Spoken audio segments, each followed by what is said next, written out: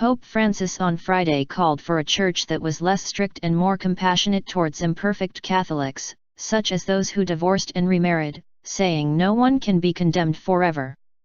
Francis said gays should be respected but firmly restated the Church's position that there are absolutely no grounds to equate gay unions to heterosexual marriage.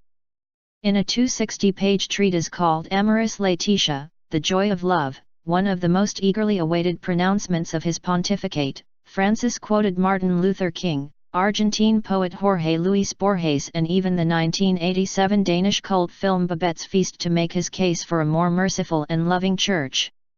The keenest anticipation centered on what he would say about the full reintegration into the Church of Catholics who divorce and remarry in civil ceremonies. Under current church teaching, they cannot receive communion unless they abstain from sex with their new partner, because their first marriage is still valid in the eyes of the Church and they are seen to be living in an adulterous state of sin.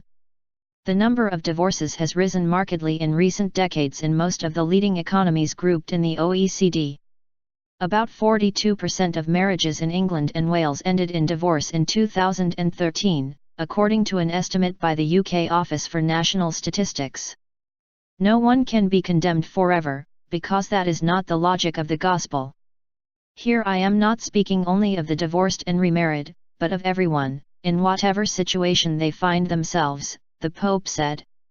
Presenting the document at a packed Vatican news conference, Cardinal Christoph Schönborn of Vienna called it a classic case of the organic development of doctrine, which he described as being a continuation of theological thought without rupture with the past.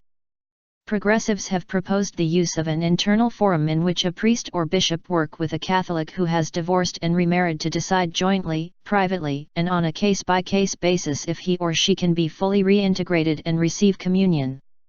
Discernment, not rigid rules. Francis seemed to embrace this view, saying he could not provide a new set of general rules, applicable to all cases, but he called for responsible, personal, and pastoral discernment of particular cases. Father James Bresk, professor of moral theology at Boston College, said while Francis did not explicitly give a green light for remarried Catholics to return to communion, the dots are pretty close together. You can connect them reasonably easily and conclude that he is saying this is a possibility. If he's not opening the door, he is at least showing you where the key under the mat is. The document appeared to be partly aimed at the Pope's own bishops, saying while basic tenets of the faith remain, there had to be more consultation and debate within the Church about how they are applied locally in the type of decentralized institution Francis has called for.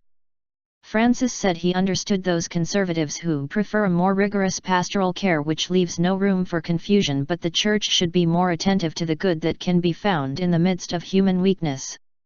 The Church turns with love to those who participate in her life in an imperfect manner, he said, including in this category those Catholics who are cohabiting, married civilly or are divorced and remarried. Conservative American Catholic author George Weigel said he did not see an opening to the divorced and remarried but rather a call for the Church to be creative in integrating people in difficult situations. The document, formally known as an apostolic exhortation, followed two gatherings of Catholic bishops, or synods, that discussed family issued in 2014 and 2015. In other sections, Francis said young people had to be better prepared for a lifelong commitment, praised the erotic dimension of love within marriage and said the Church needed a healthy dose of self-criticism for in the past preaching that procreation was the almost exclusive reason for marriage.